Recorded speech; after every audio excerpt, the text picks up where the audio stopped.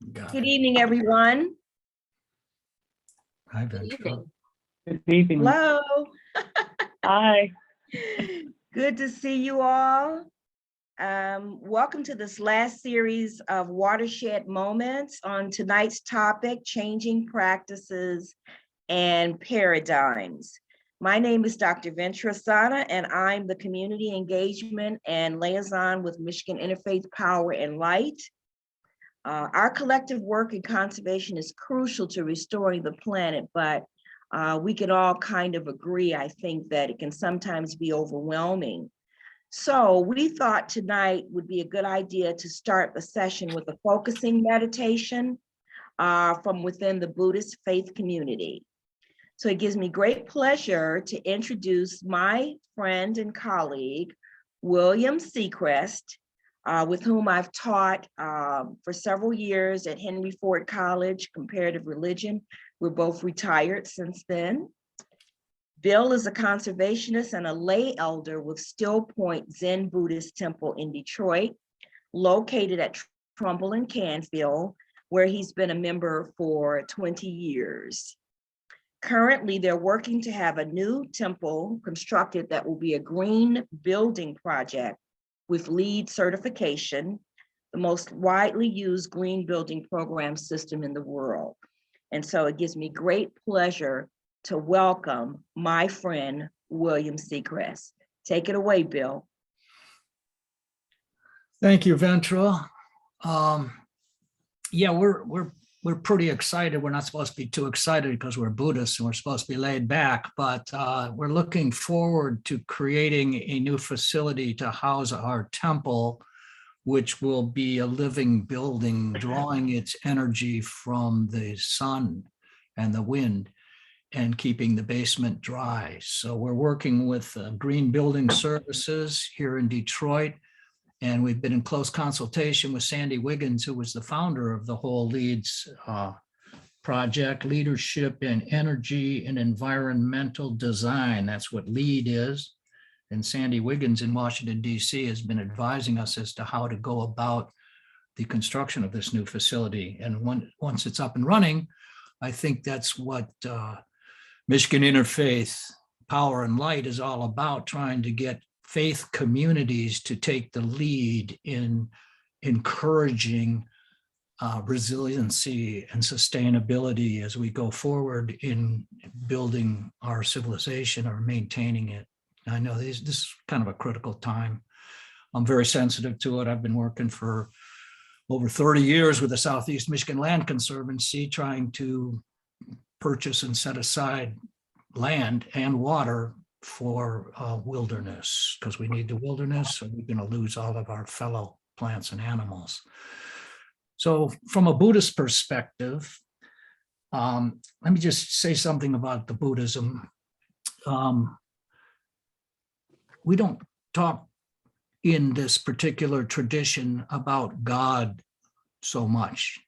I think that for the typical Buddhist, and I'm just one example, God is a verb, not a noun.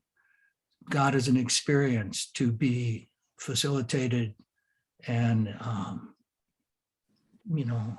brought into our lives. It's the bottom line in our life. And our Buddhist meditation is designed to help us become quiet, like still water. I'm the Still Point Zen Buddhist Temple. And when water becomes still, it reflects the sky, it reflects the full moon. One of the great metaphors that we utilize is that God is like the sky. And sometimes you can see way deep into the universe, and other times you see clouds. And the clouds are like our thoughts and our personal reflections and conditioned behavior, which sometimes preoccupy our attention and keep us from perceiving our deepest selves, which are at one with the rest of the universe. Just like clouds are essentially the sky. They look like little things, but actually they are the sky. So we quiet ourselves in our practice, our spiritual practice. And I personally taught prayer in a Catholic institution for over a decade, and when I was involved in that particular persuasion, centering prayer was something that I encountered and took a pretty deep dive into, following Thomas Keating and others who have started up the centering prayer process. And it's almost exactly the same as what we do in Buddhism. So I thought I'd just kind of share a little bit. This is Thomas Keating. He says, we begin our prayer by disposing our body. Let it be relaxed and calm. And we sit up very straight. The root of prayer is interior silence. We may think of prayer as thoughts or feelings expressed in words, but this is only one expression. Deep prayer is the laying aside of thoughts. It is the opening of mind and heart, body and feelings, our whole being to God, the ultimate mystery, beyond words, thoughts, and emotions. We do not resist them or suppress them. We accept them as they are and go beyond them, not by effort, by letting them all go by. We open our awareness to the ultimate mystery, whom we know by faith is within us, closer than breathing, closer than thinking, closer than choosing, closer than consciousness itself. The ultimate mystery is the ground in which our being is rooted, the source from whom our life emerges at every moment. So I'd like to invite us all now to take a moment and to allow ourselves to drop down into the silence behind our thoughts and words and ideas beyond tomorrow or yesterday. And we do this by letting our awareness rest on our breath, just breathing in very gently and exhaling very gently. We're not trying to manipulate our breath, we're just riding it, letting it keep us alive. With every in-breath, we accept our life. With every exhalation, we accept our death. Breathing in and breathing out, living and dying moment by moment, at one with the great mystery, which is the ground of our being. So I'm going to be quiet now and invite everyone to let your mind rest on your breathing for just a couple of moments here as we quiet ourselves down and experience the holy, which is all around us and within us.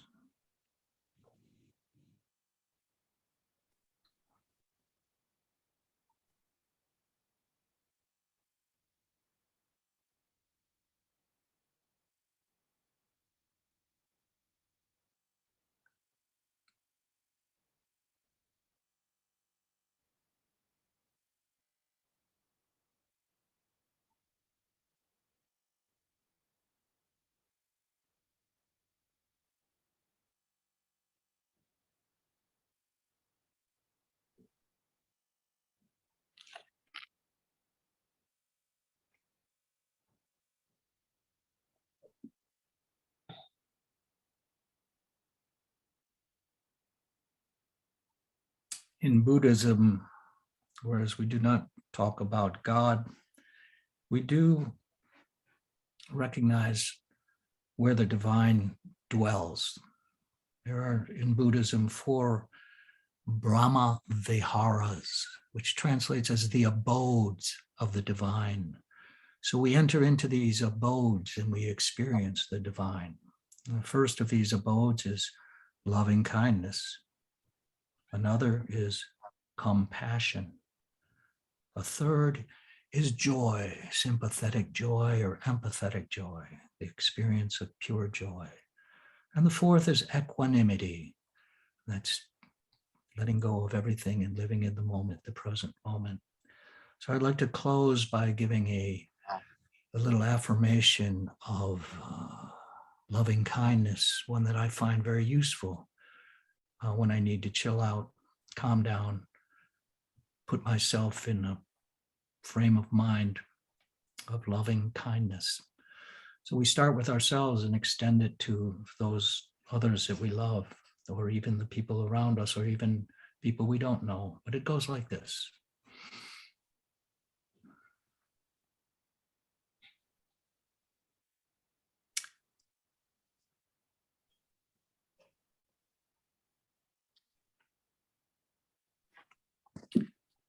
I'm breathing in loving kindness, and breathing out anger, confusion,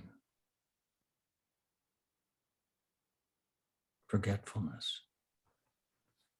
Breathing in ease and comfort. Breathing in happiness, peace of mind. Breathing in well-being in body and in mind. Breathing in peace and love, of which we are all a part, and which is the ultimate essence of all things. May we be well in body and mind. May we be safe from inner and outer danger. May we be at ease. And may we be at peace and happy. Amen.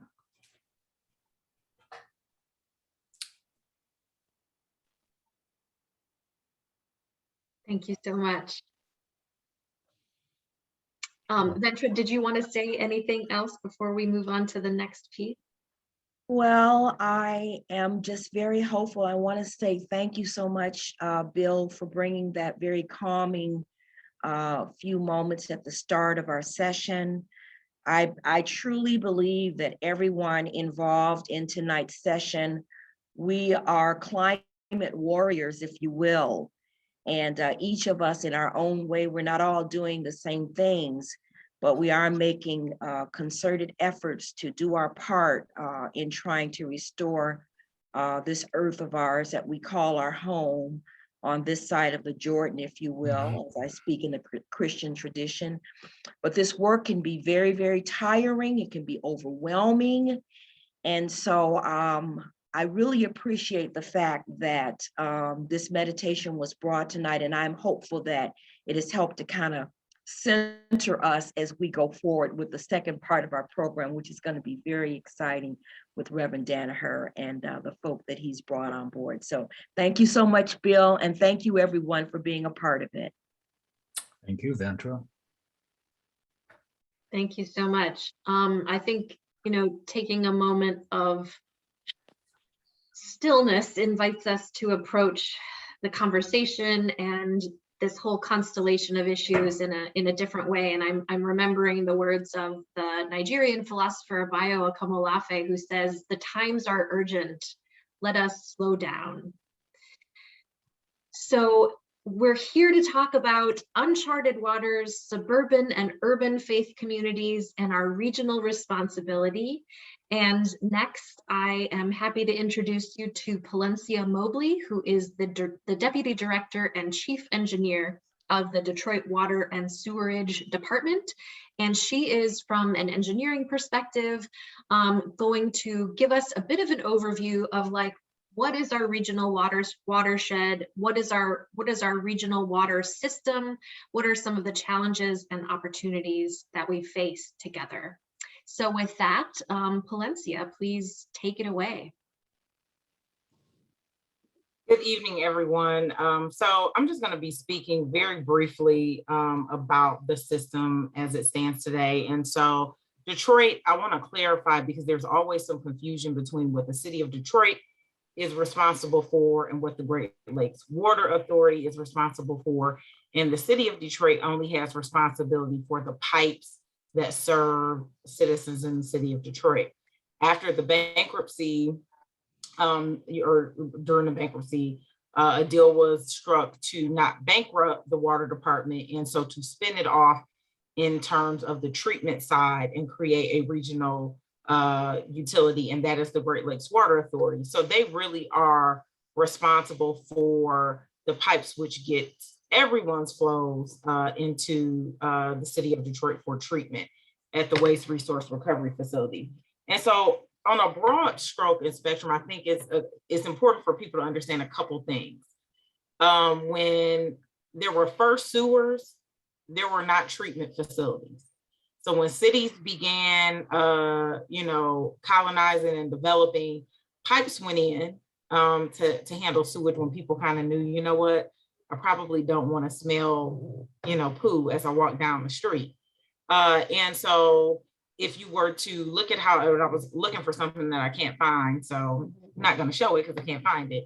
But Great Lakes Water Authority came to one of our board meetings and just kind of stepped through the original construction of some of the pipes, right, in Detroit. And so, you know, pipes went in Woodward and, you know, down Gratiot, but all of those pipes led to the river. They never went to a treatment plant until 1940. The wastewater treatment facility went in service in 1940. So prior to that, everything went out to the river. And so when the system was originally built, it was generally built to serve a population of 2-3 million, you know, but that 2 or 3 million people were more geographically contained.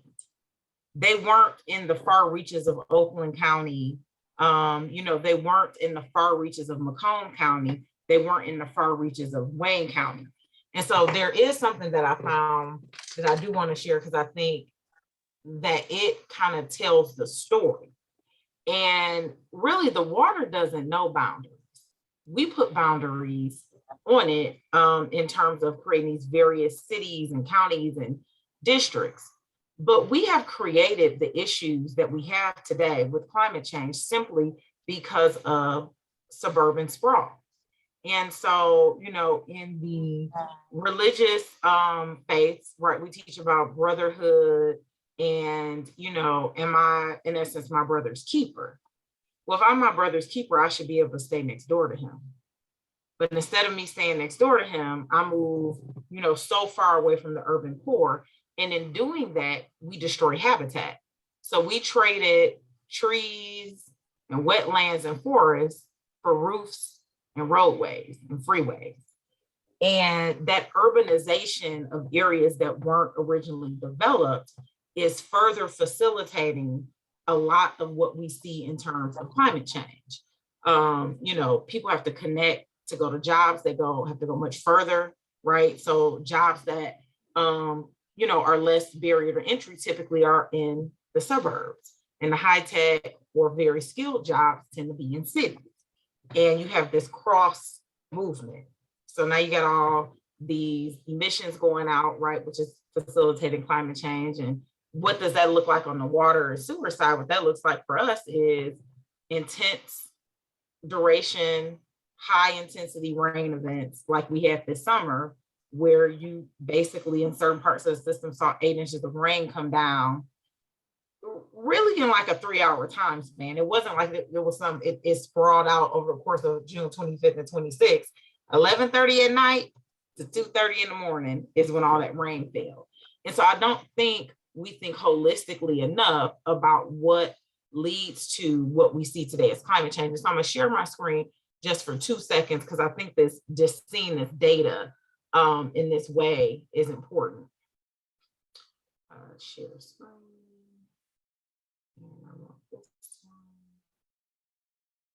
And so you all can see the screen. Yes, we can. Okay, so this is a map that was done to kind of show the change in land use in Wayne County over the course of, you know, a 10 years plus or minus period. And I think what's super important to note is that the land changes in the, you know, in the population shifts. So what you see initially, right, that in 1991, this was all urban. So you see the red, and I'll make it a little bit bigger because I know Zoom doesn't do as well with some other things, which you being able to control it yourself. But Detroit was built out. You know, Detroit hasn't needed to be anything else to be built anytime soon. But you see how there was so much green in other parts of Wayne County and how 10 years later, it's less. And I bet you if I had a map from 2021, this red would pretty much be filled in other than places where bodies of water flow. Because back in the day, we put the water in a pipe and put it in the sewer so we could build on top of the land. And so, you know, what you're seeing, particularly with climate change, right, is also a result of all of this development. And so there's a space and a place at which we as people in Southeast Michigan have to make a decision. Are we going to become a region that is supportive of the greater good? Or are we going to continue to act in a way as if we don't need each other? Because it's all interrelated. We cannot thrive economically here and exist in silos. And so the water is a big piece of that. What makes Detroit attractive in my mind, and I'm not a developer, I play one on TV sometimes. Folks that do planning joke with me a lot and say, are you sure you're not a planner? What makes Detroit attractive is its built out infrastructure and the fact that we have assets that they kind of just aren't making. You tell me where they're making more water and where they're making more land, and I will gladly go. And so, you know, from a regional perspective, we have a system, right, that GLWA operates that really, you know, supplies water, you know, to 3 to 4 million people on the water side, handles sewer for 2 to 3 million people. And on the water side, we're nowhere near hitting the capacity of what those treatment plants can produce. So if we were more contiguous and we were better centrally located, you wouldn't leave all the stranded infrastructure costs in the city, right? Because when folks moved out, you know, the 600,000 plus that remain today are responsible, right, in essence, for all this built infrastructure that was built for about 2 million people. So saying all that to say, I think there is a space at which we begin to make these intersections and realize that it's not just about the pipes, it's not just about the watershed, it's about us as people understanding our need for community and living together and living amongst one another. And that makes us more resilient. That is how we combat climate change. We don't combat climate change, you know, by putting in tunnels. I mean, that may be part of it too at some point. But some of the initial ways we can combat climate change is, you know, managing where we stay right now and not continuing to promote sprawl amongst the suburban communities. And so, you know, it's a difficult conversation to have. You know, it's when we teeter-totter around in Southeast Michigan, race is always the elephant in the room. But we got to turn the elephant on its head and really start thinking strategically about how we leverage these assets to make the region stronger. And so I'll give you this one little anecdotal statistic, because the person who did the slide wouldn't give it to me like a year ago when I asked for it. Southeast Michigan has the exact, for the most part, the same 4 to 5 million people we had in 1950, we have today. And it was projected at that time, though, you would need all these freeways, all this infrastructure, because this region will have about 8 million people. We don't have 8 million people. We have the exact same number of people, but yet we have developed in a manner that would lead you to believe we probably have 10 million people. And so I think it's time for us to take inventory and begin to think about policies that make sense from a regional perspective. We cannot survive. You know, I love the saying Detroit versus everybody, because that's how it always feels. It feels like Detroit has to scrap for every single thing that we have. But it really has to be, how do we as Michigan thrive? We are supposed to be like one of the best positioned places to handle climate change. From a weather perspective, from, you know, even the projections on how the Detroit River and some of the lakes will rise, like we're supposed to be like the best place to live in like 30, 40 years. How are we going to harness that to our advantage? And I think we need to leverage what we have, and that's water and built out infrastructure. So thank you. Thank you so much, Palencia. And we are gonna take questions and have some discussion at the end. I think, you know, Michigan Interfaith Power and Light is very interested in climate and how can we be a resilient community. So I'd love to return to that question of, you know, Detroit being a well-positioned place to actually weather the vicissitudes of our destabilized climate. But that's not without a lot of challenges as well, of course. All right, so I'm next going to turn it over to Reverend William Danaher, who is the rector at Christchurch Cranbrook in Bloomfield Hills. And we returned to him for this conversation because he's been involved in thinking about water, thinking about stormwater management issues for a while. He helped put together a conference back in 2019 called Just Water. And so I will turn it over to you, Reverend Danaher. Thank you so much. And I want to begin by thanking Bill for his wonderful meditation. I've done centering prayer for many years. And then I recently, in 2019, did a modified version of the Ignatian exercises over 9 months, which was a little bit like being, you know, when Luke Skywalker goes to the planet to learn how to be a Jedi Knight from Yoda. It just came at the right time before the pandemic to do that. It helped me survive 2020, certainly. So thank you, Bill, for that. And I also want to thank Palencia for her incredible presentation and to see her thinking evolve. I'm sorry that I've had a little bit of internet inconsistency, and if I drop off, I'll be back, it seems, fairly soon. But bear with me if you can. And you know, one of the things that Palencia did in a earlier iteration of this presentation is she took some water and she poured it on something that was not permeable, like this plastic folder. And it was just the way that she communicated the fact that when we do a built environment, there's no easy way for the water to get back to the land. And that's why we are overtaxing our sewer system. That, and of course, the poor planning that was done, for lack of a better word, and probably in retrospect, when we mixed both brown water and gray water in our sewage, which is something that happened in a lot of industrial cities in the Midwest and the Northeast. And then, of course, finally, there were some decisions that were made, you know, in the 19th century that understood water as not part of the commons, but as a utility that had to be paid for. And with increasing inequality that has created some of the problems we're dealing with, particularly when you have spatial racism and you have structural inequalities that Detroit has had to deal with. And finally, to say, in terms of the just looking around, you know, when there was the separation between the Great Lakes Water Authority and the Detroit Water and Sewage Department, that was an unfortunate turn of events, even though I think it's allowed for leadership like Palencia's to really come to the fore and to call for a comprehensive plan. My own background, just to tell you why I come at things the way I do, because I'm not from here, is I began to get involved with community organizing in the 90s.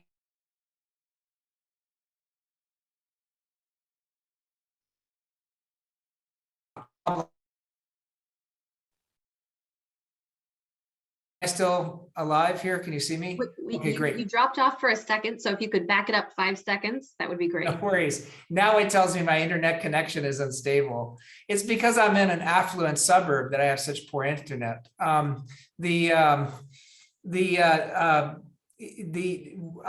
started to get involved in all of these. My thinking about water and about the environment happened in the 90s when I was in New York City as a priest. And I was doing some organizing with the Industrial Areas Foundation.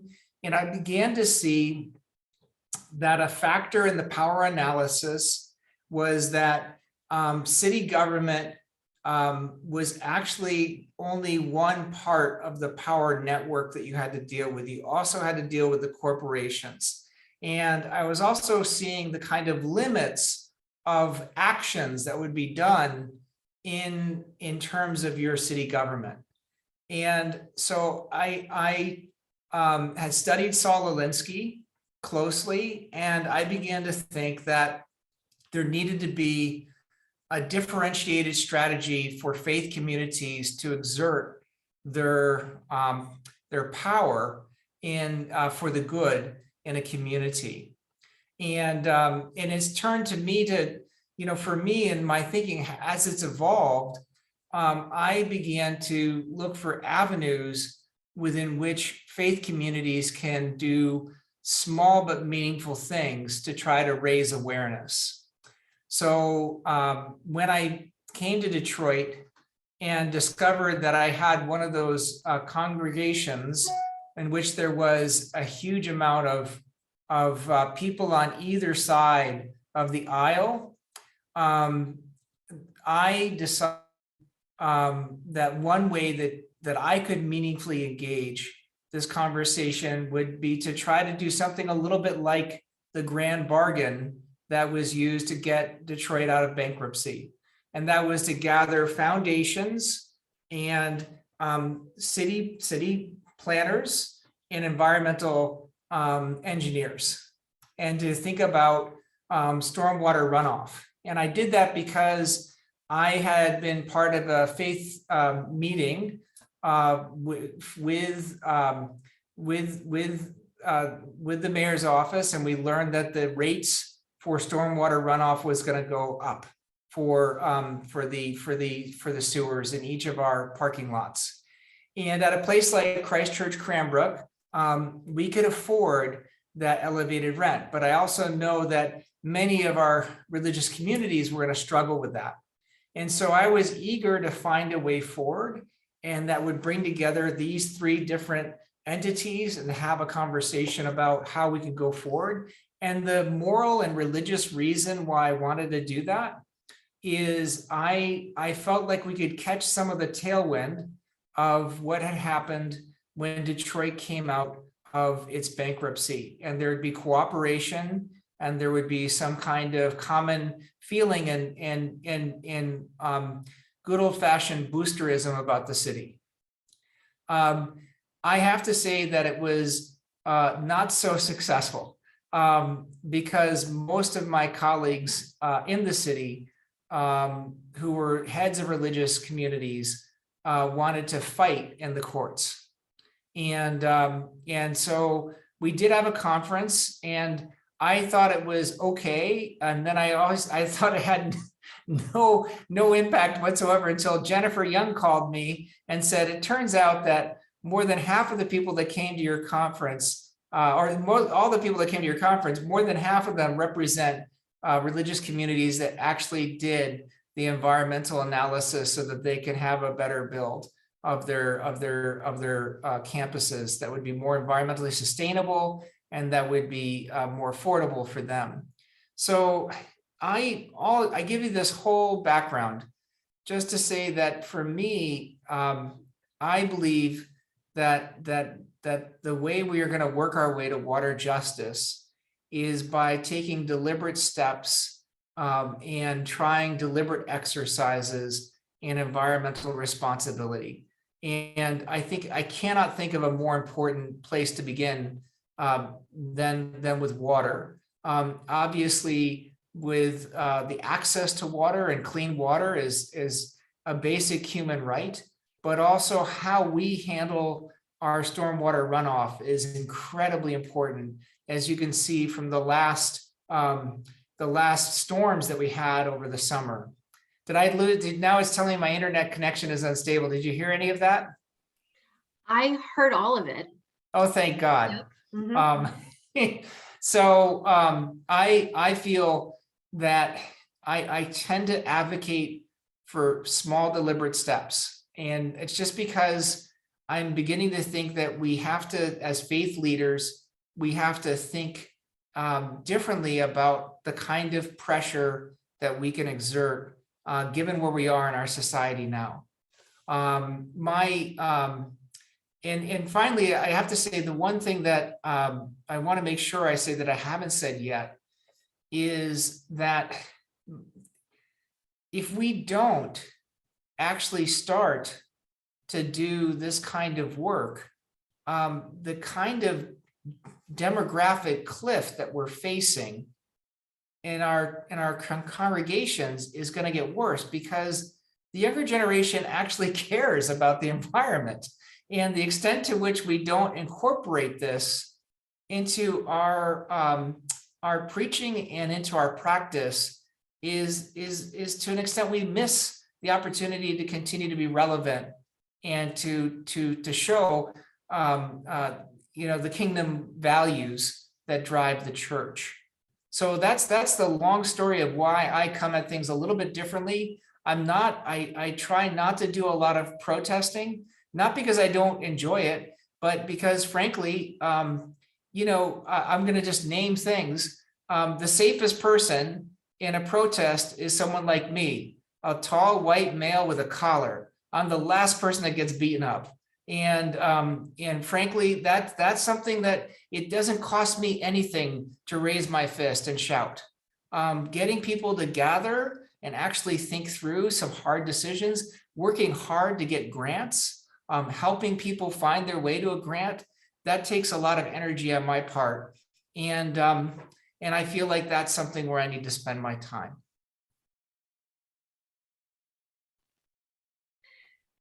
Great. So we intended to have Reverend Charles Christian Adams of Hartford Memorial Baptist Church with us, but I don't see him in the room. I sent him an email reminder. Perhaps he will still join us. But with that said, or maybe actually, Reverend Danaher, if you could send him a text or something, that would. Yeah, I'm gonna text him now because that would be cool. This is. Appreciate that. So what I'm going to do while we still keep our fingers crossed that he might join us, I'm going to spotlight the speakers so far, and we can just get the conversation started. So those of you in the audience can be thinking about what questions you'd like to ask folks. But like I said, I'm going to spotlight everybody so we can see all of their faces and have it feel more like a conversation. So just bear with me a moment while I do that.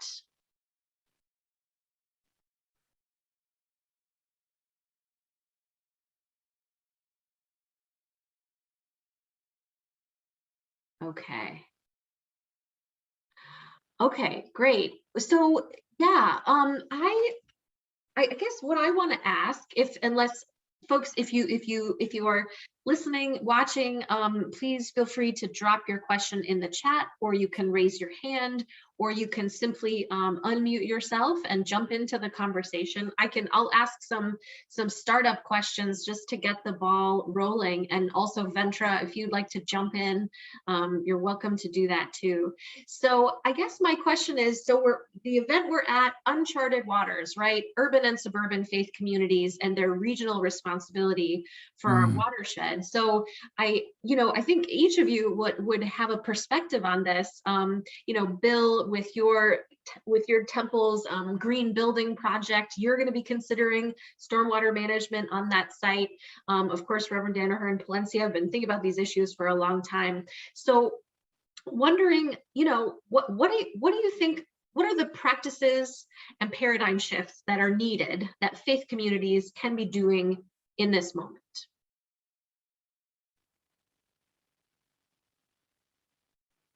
Oh, Ventra, it looks like you're talking, but I'm not hearing you.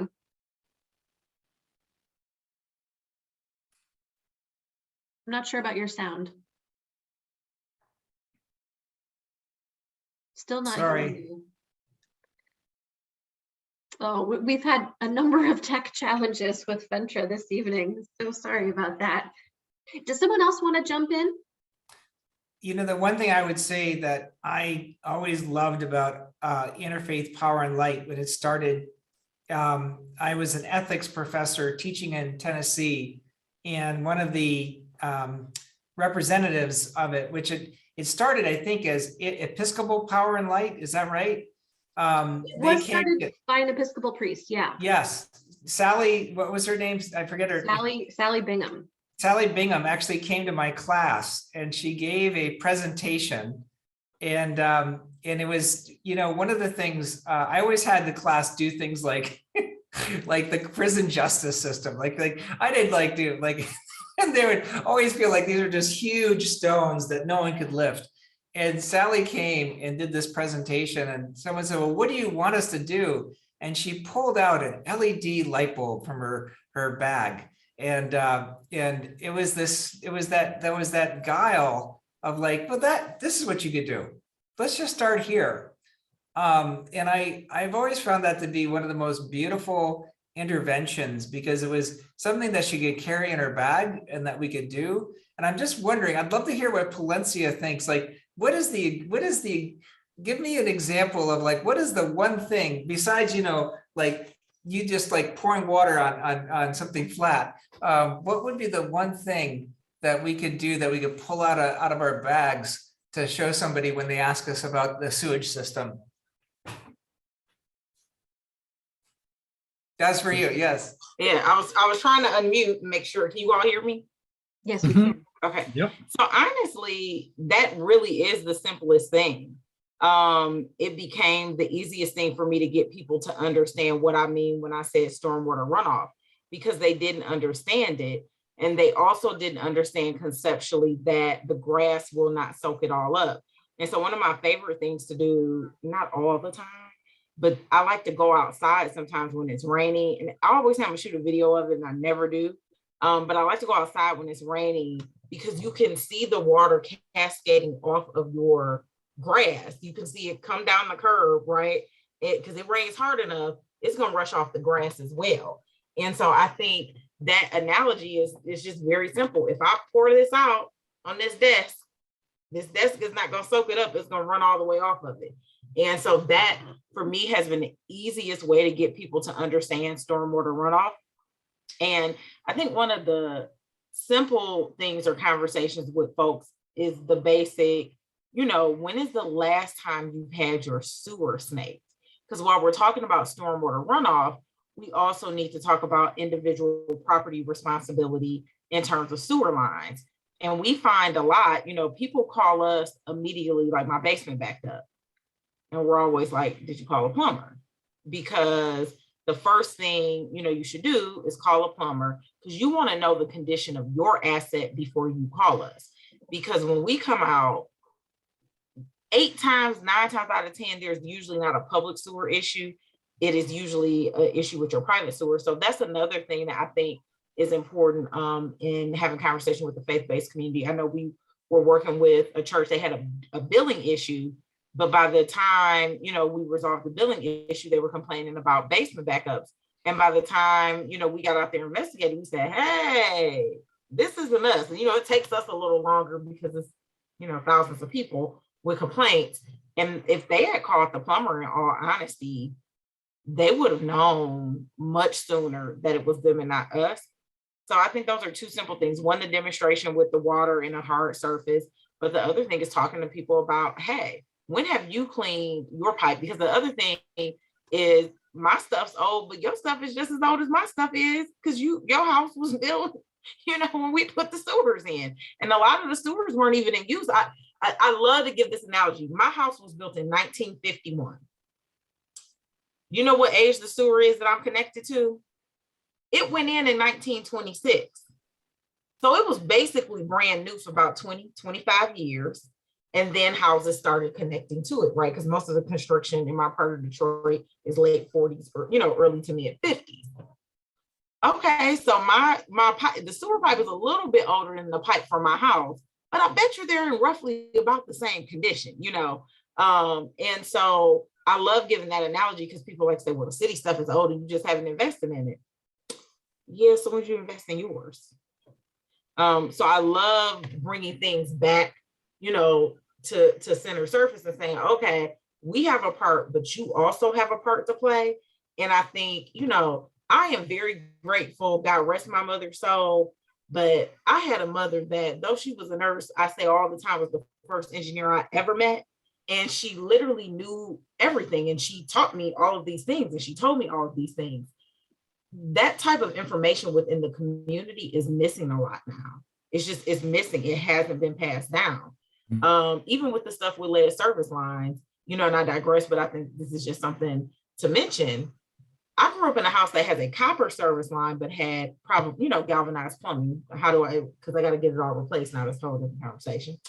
And one thing I remember growing up as a child, my mother, to make her pot of coffee in the morning, would get up, go to the kitchen, turn the faucet on, come back to her room, wash her face, brush her teeth, and then she would draw the water for her coffee, right?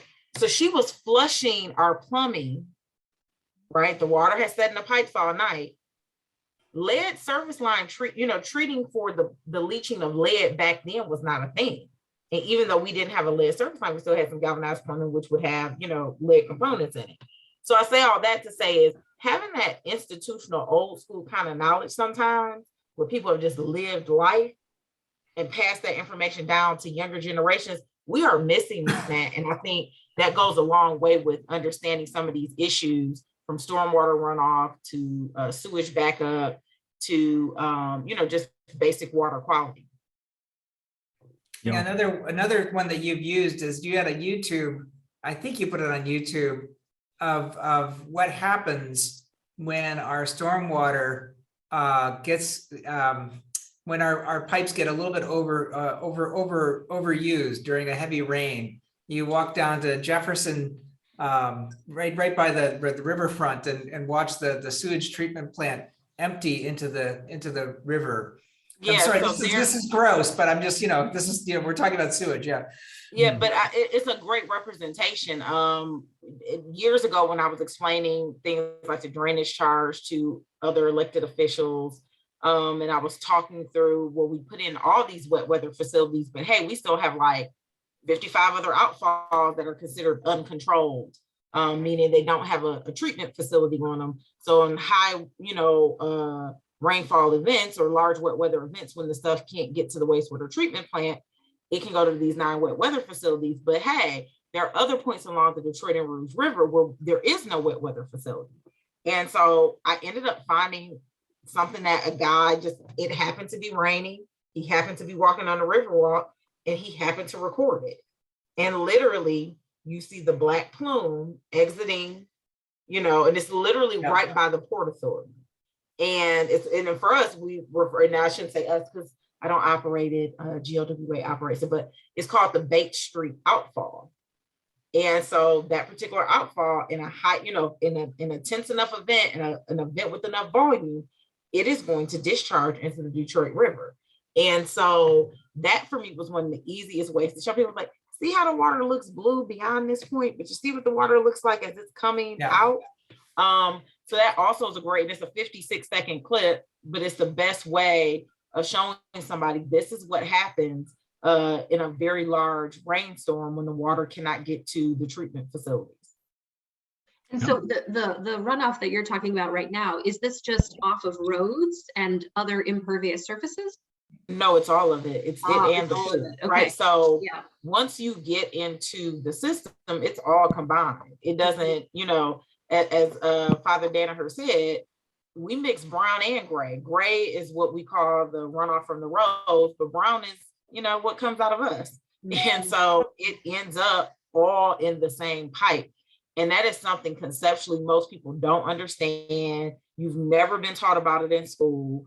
My first time learning any of this is really in college when I started studying, these things. So, I say all that to say that it's something we really need to talk about, and we need to educate our youth, and we need to educate residents and other in the faith-based community on.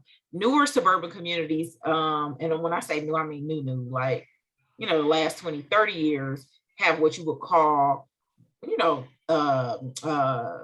very tight separated systems.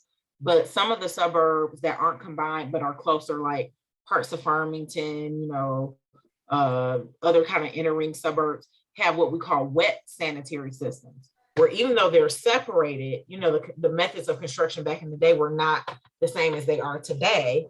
And the footing drains on the houses are still connected to the sanitary system. And so most people are looking at me like, what's the footing drain on the house? For your basement to stay dry, there are pipes around the perimeter of your basement.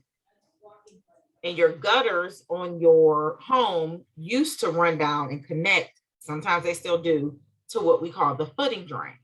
That footing drain also connects to your pipe leaving your house, right? Usually connects to some kind of configuration like this, and that all goes out to the public sewer system.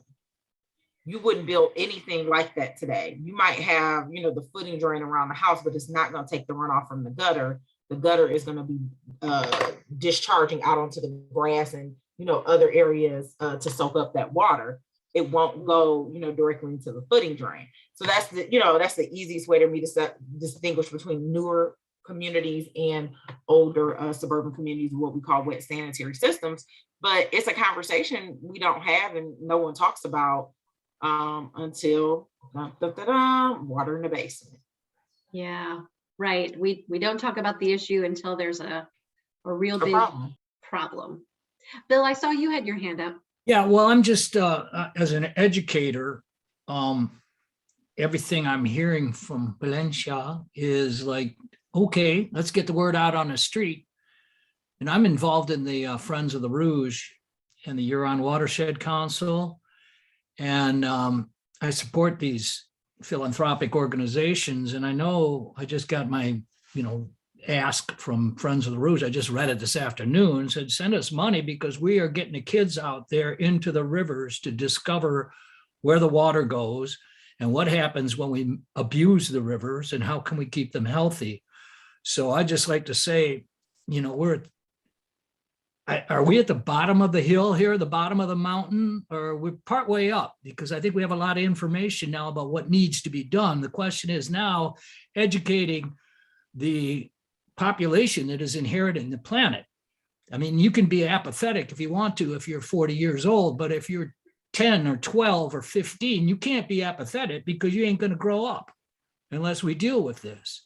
So I'm personally really pitching and pushing that this conversation that we're enjoying as mature adults who care needs to get down there into the elementary schools. We got to tell all the teachers who are being trained right now at EMU and U of M and Michigan State, if you're going to be a teacher, can you maybe think about how you can teach the rising generations the path to survival? Yeah, that needs to be done. And I know Friends of the Rouge is doing that. They got education programs. They're giving them to teachers and teaching the teachers how to get out there into the rivers with the kids to learn about these situations. It's got to be done. Ventra, we still don't have sound from you. No. Sign language. Not fair, but if you can type something in the chat, I will read it aloud. Thank you. Sorry about the ongoing technical challenges. I'm seeing a question, a couple of questions in the chat. Oh, that's great. Here we go, a number of them. All right, let me just start from the top. So Irma is saying DWSD has a website called Stormwater Hub. Palencia, can you share more about it? So yes, Detroit maintains a website called the Detroit Stormwater Hub.org, and I'll put the thanks, somebody put it in the chat. And literally it's a place where we take information on people's projects that are managing stormwater and we publicize it for everyone to see. And so we have like a little map, little GIS Google map type thing that shows where the projects are and how much they're managing. And to date, there's over, I think, almost 730 acres of area that is being managed and about 430 million gallons annually that is being managed. And when we say managed, it means that that water is either being slowed down before it enters the combined sewer system. So it is what we call shaving the peak so that when it rains, it's not hitting the system immediately. Or it is being discharged directly to the Detroit or Rouge rivers. And there aren't that many locations that are capable of doing that, right? Because there are not a lot of things that are right on the Detroit or Rouge rivers, but the ones that are there as well. So it's a great resource for you to see what some of your neighbors are doing, because there are people who have rain gardens, and there are commercial buildings that put in rain gardens. One of my favorite projects to talk about, I have no idea what the new version of it will be, but when General Motors was looking at the GM Hamtramck plant, they wanted to reduce their drainage charge. I forget how much their drainage charges were annually, but it was up in the $3 million range. And they just happened to have a site that was perfectly mapped out for them to pick all their stormwater up, put it in 3 big retention ponds. And then as they kind of evolved the design, they realized they could reuse some of that water in their makeup water for their cooling towers. So then they began to use some of the water as processed water. So it was a full scale, right, cradle to grave type of project. And they were able to achieve, I think, about a 70% credit on their drainage bill, because they obviously would still have to send us water at times of low flow for us, and then they can maintain their basins and do what they need to do. But it's one of my favorite projects that a commercial entity performed because it just shows how if you push and you think outside the box and you challenge, you actually can make this stuff work. And so I'm very curious to know. I haven't asked my team what they're doing for I forget what they're calling the new plant. Is it called Ground Zero or the New Hampshire plant that President Biden was here for? They named it something, Factory Zero maybe, because it's going to produce these electric vehicles. So I haven't asked my team yet what they're doing. I'm sure, I know my team told me they were trying to get all the way, like every single drop of water they could reuse, they were trying to reuse as part of that Ground Zero or Factory Zero project. So I'll be curious to see what it really is. And then the other commercial project or industrial customer project that I love is, the people on the FCA plant really, have their challenges. I think right now there's some complaints about odor. What Chrysler did to comply with the stormwater ordinance over on the east side, the stormwater park that they did looks really lovely. And it was interesting to go, because I went to Bates Academy when it was over there. So I remember those streets. I remember what that looked like. So it was interesting to see. It looks very different now with this stormwater retention pond in the middle of it. So interesting project. It actually made me a little teary-eyed, right? Because I looked at one of the houses, and one of the houses very well maintained and has had all this rehab work done. I said, that has to be a nice feeling out to look out your window and to just see a beautiful park and a retention pond. Mm-hmm. Is that site visible to people, Palencia? Irma? Yep, it's right there. I'm not an East Sider, so I'll mix this up real bad, but it's right there. I think that's Kercheval and Beneteau.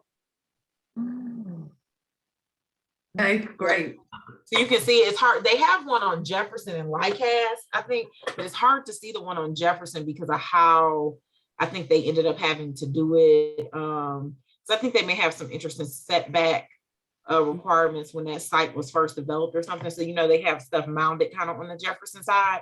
So it's hard to see the one they have there, but the one that they did as a park that has benches in it, and they put a fence around the retention part, right? So nobody will try to go swim in it, of course.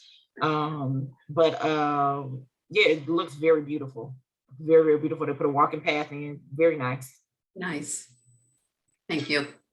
So I think, some of the projects that Palencia just mentioned sort of show how managing stormwater issue can actually add assets and beauty and interest to a community. I'm going to look at some other questions that have come through in the chat. So Jennifer asked, I'd like to know how the speakers think suburban faith communities can support a water affordability plan. So I think what Jennifer is talking about is like a water affordability plan for residential customers so that we can, address water access and, mitigate these, get rid of all these terrible shutoffs that have been happening. Do any of the speakers have a perspective on how suburban faith communities could support that kind of initiative? Well, one thing that Palencia and I were discussing was finding a neighborhood that we could step into and work with the residents of that neighborhood to address not only their stormwater runoff, but also their accessibility, the water that would be there.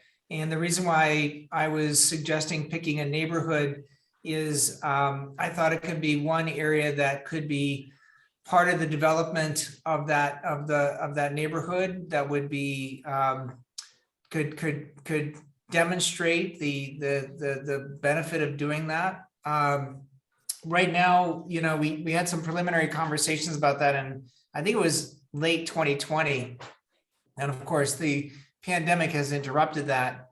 And I have to say that since that time, the congregation has kind of shifted its emphasis we're now exploring, we gave in COVID, during COVID-19, we raised and gave away about $360,000. And then we also gave another $200,000 that we raised through immediate grants to establish a resource center and other things. And that was a pretty heavy lift for us. And right now we're kind of thinking about working on guaranteed minimum income and being part with Wayne State in a study of Clarkston and Pontiac to look at 2 communities where we would do guaranteed minimum income. So we're involved in these things. I think the offer to investigate is still on the table. Part of the challenge, as Palencia was telling me at the time, is there also needs to be a kind of comprehensive plan by the city. Since we talked, there was a major initiative, over $200 million, maybe $250 million to upgrade the sewer system. I'm sure that that's not going to be enough, but it's a big step in the right direction. And it'd be interesting to do something that would go with the grain of that. Every time, and just to jump ahead to Jennifer Tweed's other good questions, at any time you invest in any community where property values change, you're obviously you're playing with issues that are systemic and challenging, right? Because we don't want to be forces for gentrification either. So as we look for ways to be involved, we're trying to find ways that are going to do the most good and the least amount of harm as possible. In terms of the inequities that are there in terms of the cost of water, Birmingham and Bloomfield Hills and Oakland County has had a significant rate of increase in the water that the price it pays for its water in the last year or so, more so than other places. That doesn't make up for the inequalities that we are existing with every day in Metro Detroit. But it is something just to note in passing. And then something that Dr.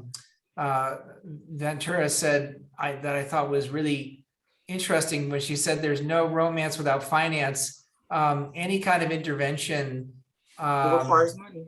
It has to be taken against a backdrop of people's capacities to pay.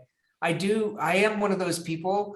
I have to own this, where I do think having some investment by the residents does increase pride of ownership, and it does increase commitment to care for the property. And so I do think that that's important, but I think certainly some parallel grants could be generated to help with some of the changes that Palencia is advocating. So I'm gonna jump onto a couple of these because I looked at all of them. So in theory, the suburbs do support water affordability in Detroit, because when the Great Lakes Water Authority was formed, the judge required the financing of a residential water assistance program.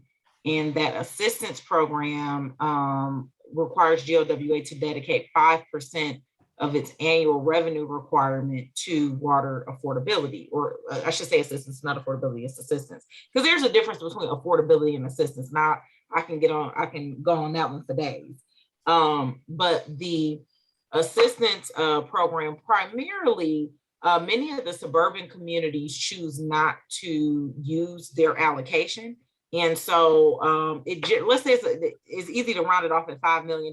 It's $1 billion entity, so $5 billion or $5 million annually is what goes into that assistance program. And under that assistance program, it's primarily Detroit, I think Flint, maybe Pontiac. I'm not sure if Highland Park really participates either. And generally speaking, the GLWA Board of Directors will vote if there's anything left over that the other communities don't take to, give it to the communities who use it. So there is, in theory, water affordability support by suburban communities for those households that can't afford it. or water assistance support. The caveat on assistance, particularly in affordability in the water industry, and I'm going to sound like very a certain demographic from a voting perspective, and I'm not. Water utilities across the country have never charged what they needed to charge to actually make the investments that are required. You look at any utility in this country, what the need is on the water and sewer side and what they actually charge for rates do not match. That's just the bottom line. And it's because it's tied to political, it's tied to politics, it's tied to electeds, right? Period. Fine, done. That is what it is. Nobody also explains to people that a lot of the water infrastructure was financed initially with grants, right? So you didn't initially pay for it, but now when it's time to repair it or renew it, you're paying for it, and you're paying for it through either us borrowing money as loans or us borrowing money from the bond market, right? And so the infrastructure bill for us really just puts more money into existing loan programs, because water utilities are in a loan program because they're considered enterprise agencies, and thereby you should be able to repay a loan, versus road agencies, which are typically receive grants because it's taxes, right? And that's a different mechanism in terms of repayment. So I'll put that out there. To Dr. Ventra's point, what I think is very important, and these are conversations we've been having, the need is so great. The need is so great in Detroit. I'm not going to minimalize, trivialize that at all. During COVID, when, Detroit was the first city to come out and say we wouldn't be doing, shut offs, that was March of 2020. Like, I don't even know if COVID, I can remember going to a meeting where people were like, oh, this will be over in September. And then 2 days later, a press conference about how there will be no water service interruptions, right? I mean, I'm literally telling you that's how quick things turned on its head. And there are homes that were reconnected. Now, I don't know if some of the homes people may have lived in, some of them could have been, unscrupulous property owners, who were trying to get over on the city. I wasn't there, I don't know. But, we ended up hearing from a lot of, the staff that did go in to try to turn houses back on or turn water back on, that people were living in conditions that you didn't even understand how somebody was in the house. You know what I mean? Like, let alone turning the water on to the house. So that's a big conversation about home repair. And there's a bigger conversation on the table in Detroit, in my opinion, that needs to be had about people's ability to afford the homes that they're in. These homes need investments, and the amount of federal funds that are provided for the types of investments that are needed do not match the need. They just don't match the need. And so there are bigger questions around, in my opinion, this is my opinion, in my opinion only, it's not the water department's opinion, you got to say all that. From a planning perspective, there are going to have to be some conversations around, we got a lot of single family residential structures. Now we used to have the highest levels of Black home ownership in the country. That's not true now. Detroit is about half renters and half homeowners now. And so the question is, how do you prioritize assisting homeowners so they keep their homes so they're not subject to gentrification, right? And then with the rental supply, how do you manage that so that these property owners and these landlords are doing what they're supposed to do to keep the homes in good condition? And so we're in an interesting space on that right now. And, we still probably have, for an urban market, the most number of single family residential stores. Like, I've never seen a city built the way that Detroit is built, like a suburb. And so those things come to bear when you start talking about affordability, because it's very true. If I had what I needed to really, give you top notch, top of the line, the best, best in class service, our rates would be much higher than what they are. They would be. It's just, there's no two ways about it. And so, and that's the question. And then lastly, but not least, Jennifer, you asked, well, it's not fair that the suburbs can tack on these charges, or how do they tack on these charges? The suburbs are only paying to get water to them. They have to add I don't know what anybody does with their books, but they still have to add the charges for them to maintain the pipes that they built to get water to homes in the suburbs. And some of the suburban communities have their own pump stations that they run, their own storage tanks that they run. And so you have to pay, that charge for them to maintain the infrastructure that actually comes to your home. The regional infrastructure only gets it to that community's boundary, to the border of the community. The piping networks and any pumps and any storage tanks or things of that nature, those communities have to maintain. And so that is why the bill in certain communities, is high. I mean, there are communities that I've seen where the bill, quite honestly, is, less than Detroit. Is other ones that I've seen is astronomical compared to the city. In all honesty, I think bills that I've seen from people who live in, I want to say it's Birmingham. People who live in the city of Birmingham have very lofty water and sewer bills. They're not small water and sewer bills, but Birmingham also had some CSO compliance that they had to do for wet weather. They had to build wet weather facilities too over the years. So that's also why theirs is higher, probably than some of the other suburban communities as well. So, and last but not least, there was one other question I was going to hit. Someone did ask about issues with mold in houses in Detroit because of flooding. Does anybody want to talk about that? So I did not go in homes, when the June 25th event happened, so I can't speak specifically. The city did use funding that it had to assist those who met certain qualifications in terms of age and being enrolled in they just changed the name of it, y'all, the property tax exemption program. I think they're calling it the HOPE program now. So those homes were mitigated. There could still be homes that have damage. We definitely went through a process, I think, with Buildings and Safety, where they helped do preliminary inspections for homes that the city assisted in with the clean out of. So it is highly likely there could be people who still have water damage in their homes if they, applied to FEMA and didn't get funded, which is why the FEMA deadline was extended. I don't remember what the date is now. So people could also appeal that process.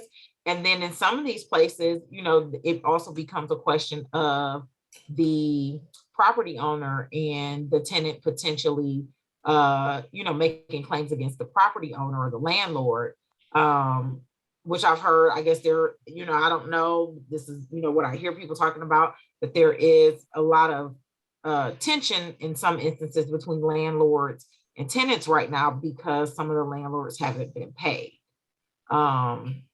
because, COVID. So saying all that to say, it's not hopeless, but I think the best way to get to affordability is having a national program. And it is my hope that what is in this Build Back Better infrastructure bill actually is going to link on something long-term and not something just to get us through COVID, for lack of a better way to say it. So I've been hearing that it's supposed to be something more permanent. So let's see what happens when it gets out the Senate, because it still has to get out the Senate. And, that's my hope. That's how we get to a better space. You don't hear really about DTE interrupting water or not water, but DTE or consumers interrupting power or energy services because it's set up in their rate structure and how they're governed to get money for light heat. So all of us who pay DTE or consumers, you're paying for the low income energy assistance program in your rate. You just don't really know it, but you know it because I just told you if you didn't know it before. Yeah, and just to say just a couple of things. Someone mentioned, I think it was Dr. Asana talked about the reparations ordinance that's coming up. I actually think that that's a really brilliant idea because if you think about how particularly the claim for reparations within Detroit is from my view, pivots around the redlining and the incredibly unfair practices around housing that happened, you know, in the 20th century. And it would seem like investing in the water system would be something that would be a really important way to actually raise the property values of those homeowners who are still based, and also something that would actually heal some of those divisions. So I mean, I think that's we've had these conversations in Detroit before, at least since the 1960s, and the thing that congregations like mine have said in the past is, well, who do we give the money to? Well, if it was a really clear thing, like you're going to give it to the water department, I mean, you can't really argue with that. I mean, that's a clear entity of competent people. So I think it's a great idea. I'm not sure if it's going to. I think one of the things to keep in mind, obviously, is, you know, there needs to be acknowledgement. There needs to be admission of guilt. All those other things that in the need for actually, you know, doing something substantive, we don't want to rush beyond. You know, that's part of it as well. Is there anything else, Leah, that we should look at? Let's see. We've addressed like a lot of the comments that came through. One thing that I definitely want to lift up that Jennifer said in the comments, right? So, and Palencia, you touched on this, but the contrast between water assistance and water affordability, right? So assistance being, hey, someone is in arrears and you pay off their bill. Affordability is, hey, we need to restructure our rates so that water is actually affordable to this population. And so I just wanted to echo that and lift that up. And just, I think that's a challenge for all of us who are trying to make systems better to, But Yeah, just to say, so the challenge, right, in that it's twofold. One, Michigan's law basically says you have to charge every user the cost of service, right? It basically comes down in Bolt versus the city of Lansing. And so that is why when Reverend Danaher became, you know, aware of the drainage charge issue, I mean, that basically was the issue with drainage charges. DWSD at the time was not charging everybody on the same basis for the cost, and we were getting sued left and right. This is pre the split, and we split and found out what the issue really was, right? And nobody had to be honest, nobody had the political will or fortitude prior to this to actually challenge it head on. And so you have to charge every user the cost of service. What comes into play with affordability in my mind is usually things that need to happen in the home's plumbing. It's not that the water bill is $150 or $200 or $300 because they're using that much water. It's that the toilet is leaking. You know, and it's running all night long. Or, you know, they have a leak that they just don't even see, but it's dripping big enough that at some point they're going to get a hole somewhere and have a hole. And so how you get to what is truly affordable is a mix of conservation interventions and helping people better manage water. But it's also from an assistance perspective, I think assistance programs can be structured in a different way to get at some more affordability challenges. Maybe there are tiers within an assistance program versus what is, you know, today kind of like a flat structure. There are a lot of there are a lot of things that you have to do to get there. But I think the basic pieces around affordability have to go back to what I said about home ownership, quite honestly, and people having financial resources to actually maintain the homes that they're in. And under our assistance program, you do get up to $1,000 for plumbing repairs. And I forget what the average use is on, or, you know, like the average use is per home, but it's significant. And then we even did a little pilot with changing out some toilets where we saw significant decreases in consumption in some of the people's homes. So it's a multi-layered problem, but I think how you really get at affordability is helping repair plumbing. And so, you know, the question is on some of the federal Build Back Better That is so hard to say. Let's call it the infrastructure bill. Okay. With the infrastructure bill, some of the money that I think is going to go into housing and things of that nature may help get at some of those delayed plumbing repairs and improvements that folks may need. Yeah, and just to pick up on that, I was gonna go there, but you went so much better than I could ever have done so. So I'm so glad you spoke. But that was what we were hoping to do, was not to simply cover the bill, but actually, each home is almost like its own microcosm of water use. And so for one home, it's the toilet, for another one, it's the leak, as you were saying. And so, that was what was exciting for us to do this. And it's still something we'd be excited about. I would love to be strategic and collaborative about it. I think, too often I see in a lot of the churches that are active in Detroit is they kind of run past each other while they're doing all these good works. And this is a much larger problem than any church, no matter how well resourced it is, can handle. And it would be just wonderful if we had one neighborhood we could center on, and to see what happens. I want to Palencia's point about, needing to do kind of repairs for water waste and all of these. I think that that's true. And I know that Wayne Metro Community Action Agency is doing a lot to, serious home repairs. And they've got a partnership with DWSD around, oh, does this person's meter show a lot of water usage at night, right? Which might indicate that the toilet is running and they don't have any idea about it, right? So I think there's a way to kind of isolate some of those water conservation issues that can then be addressed. I don't know that, I think water affordability is still, its own separate issue, in addition to some of these conservation interventions that can be made. And also a reminder to you, Reverend Danaher, I can make that connection for you at Wayne Metro. I know. So, I know. Yes. I'm happy to have that conversation. Cool. The only thing is every time we, I know I don't want to rush into a promise on the air because as much as I would love to tell you that my people just follow me anytime I say this is where God is leading us.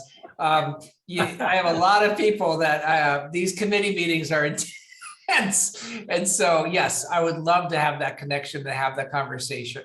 Yeah, very good. And I'm seeing Jennifer added another note in the chat about joining the People's Water Board. They're a co-sponsor of this Watershed Moment series, and that's a great idea.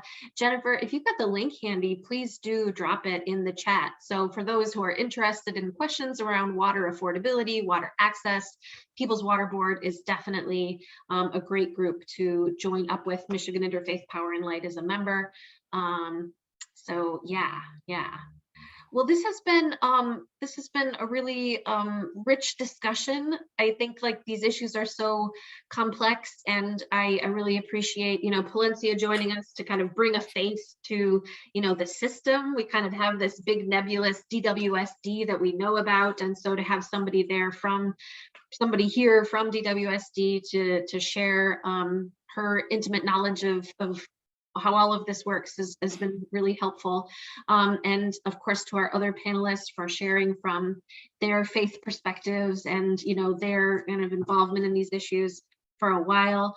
I want to share also that one of our asks of attendees of this Watershed Moment series has been, please talk about these things in your faith communities, right? This is something that all faith communities can do, right? You don't only have the option of doing a green stormwater project on your property, but you can also just talk about why are these issues important to people of faith, and how are we humans interconnected with the web of life, and how is being better stewards of our watershed also a way to be a better brother or sister to our neighbors, right?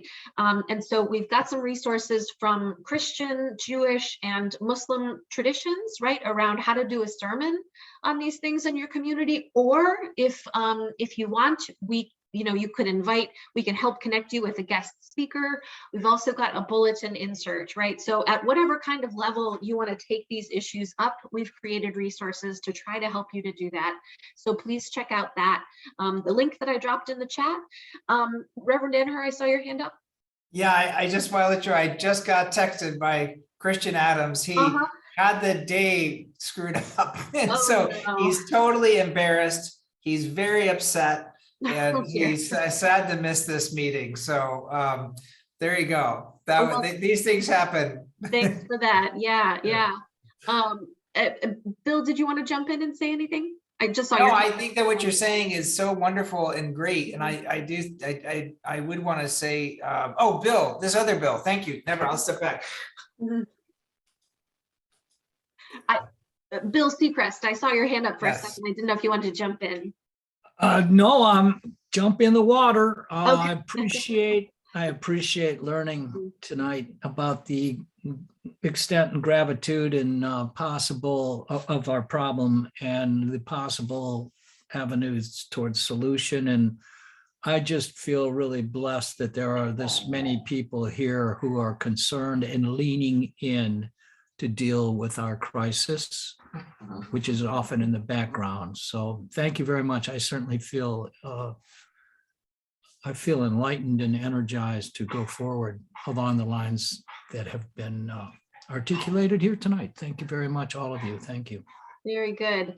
Reverend Danaher, I do have one more event announcement before we close out, but I didn't want to shut you down. Did you want to say anything? No, I apologize. When you said Bill, I got confused. I don't actually usually ask for a prefix to my name. So that was Tricky. Got it. Yeah. So we, as a part of our participation in the Land and Water Works Coalition, we've been working with Michelle Jackson of Smallville Farms, and she is organizing an event we wanted to let you all know about. So Michelle, if you want to unmute yourself and just let folks know about it. Hi, greetings, everyone. Hi. So, welcome. I am here to briefly tell you guys about our event, December the 5th, 4 o'clock. We'll be doing Zoom and Facebook Live. And so basically throughout the year, and working in partnership with the Michigan Public Policy, not Michigan Public Policy, but Interfaith Power and Light, we have done a number of events around water, composting, and tree planting.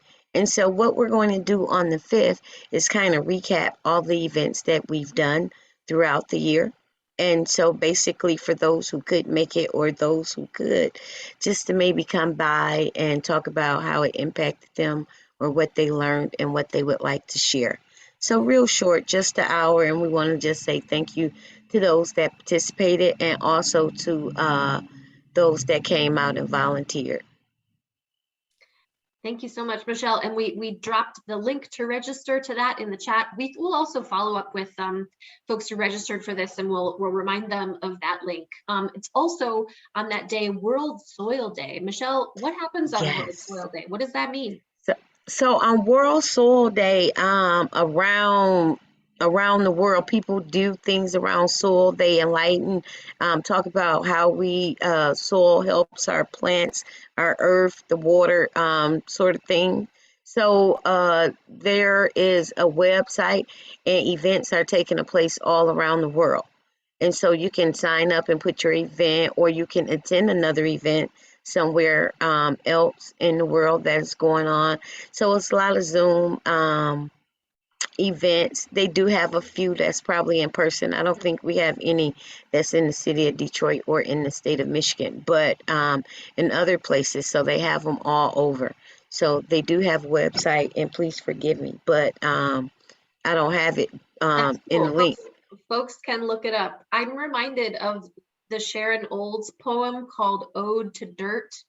Dear Dirt, I am sorry I slighted you. I thought that you were only in the background for the leading characters, the plants and animals and human animals. It's as if I loved only the stars and not the sky, which gave them space in which to shine. I won't read the whole poem, but I'll drop a link to it in the chat. But hooray for honoring dirt. Thank And you. with that, just a last thank you to everybody who joined us this evening, and especially our speakers and Ventra who helped us put this together. We'll follow up with some of the key links that were dropped in the chat, and just thank you, and please go forth and talk about these issues in your faith communities and reach out to us for help. Thanks so much, everybody, and good night. Good night. Good night.